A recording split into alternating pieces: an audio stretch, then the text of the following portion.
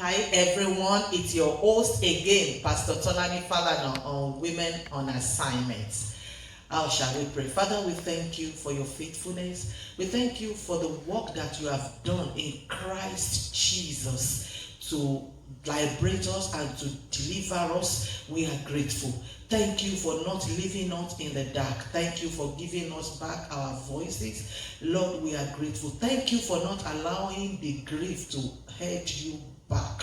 Thank you for taking the power from the devil and the death. We are grateful, Lord. Thank you for liberating women. We are grateful, Jesus. Spirit of Jehovah God, we pray this hour that you will release into our hands our authority, that will be bold to confront the devil, that we are who you say we are. Thank you, Father, in Jesus' name. Amen. Welcome again. I want to congratulate every woman looking at me, married, single, widow, whoever or whatever title you are carrying right now. I want to congratulate you. I am so excited to share this word with you, and I title it Reclaiming Your Voice. I discover in the scripture the devil is all out because of what happened in the Garden of Eden in chapter 3. Devil is all out, taking hold of our voice. He doesn't want women to speak. I was looking at the testimony of Samuel's mom in the scripture. This woman was bold. He was bold. In the book of 1 Samuel chapter 1, Samuel's mom was not like Eli's wife. Eli's wife, I'm talking about the mom of Ophni and Phinehas. We don't even know if they have a mom.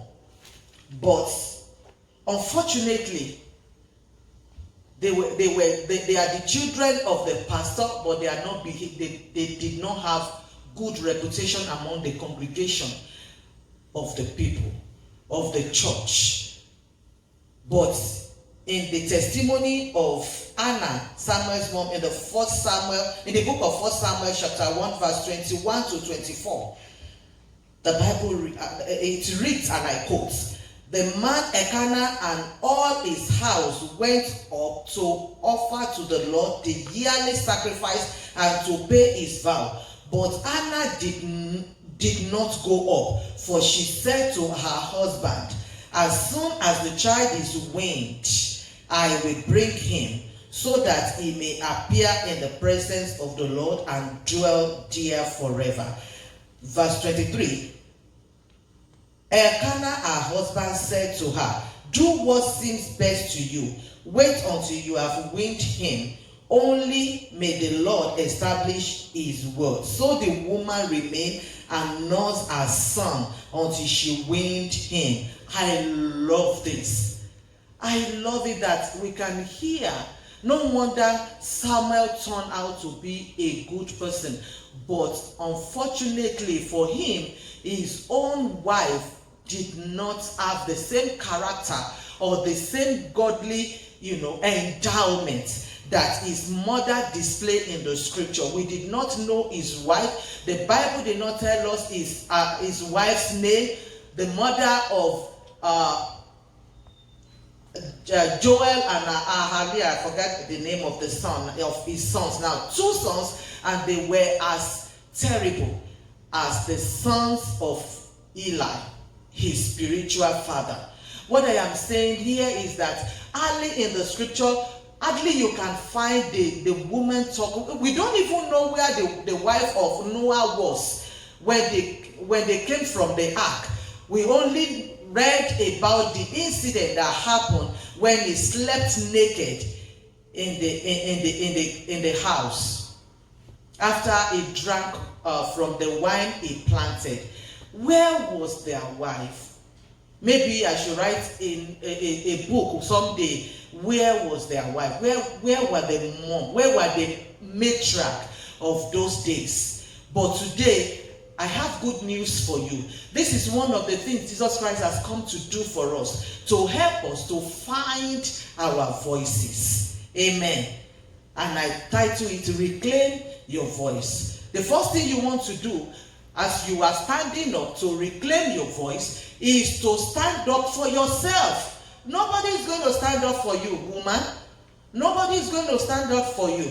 You have to stand up for yourself. Find your voice yourself. You are the one who will introduce yourself to the world. If anybody is meeting you for the very first time, you address them by what you want them. You introduce yourself to them. Like, my name is Tolani Falana.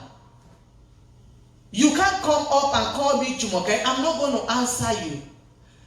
In America, they will ask you, what do you like to be called? Maybe you are like I am Motolani, and they will ask me, oh, what would you like me to call you? What do you go by?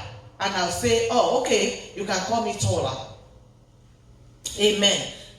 And tomorrow, they are not going to come up to me and call me Motolani because I prefer to be called Tola.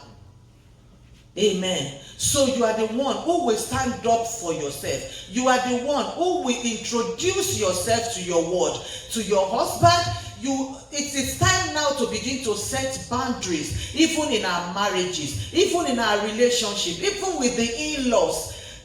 When you present yourself to them as trash, they treat you like trash. You are not a trash. Jesus died for you. Amen.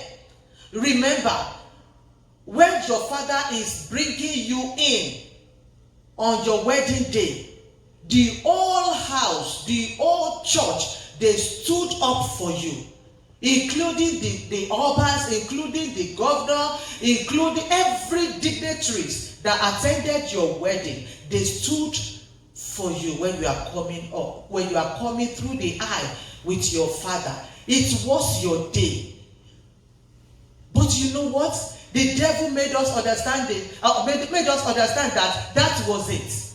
For some women, that was the best we saw of them, or that was the best they ever saw or they ever see about themselves. And after that day, they went into obscurity. No, you did not get into marriage because you want to go into obscurity or you want to go into everlasting silence. No. You get married because the Bible says, for this reason, the man will leave his father and his mother for you. He will cleave for you. For the world, it is the other way around. They said, oh, you are getting married to the man. So for them, in their mind, it was the man that is taking you in. But the Bible made us understand that it was the woman that is having you on his side, and everything that your father and your mother is capable of doing for you is packaged in that woman. Everything that his father and his mother has been doing since he was born, God has given you the grace and the power to take it over. Not that he will not, greet his mother, not that he will be disrespectful to his parents. No, but you became his counselor, his lover, his mother.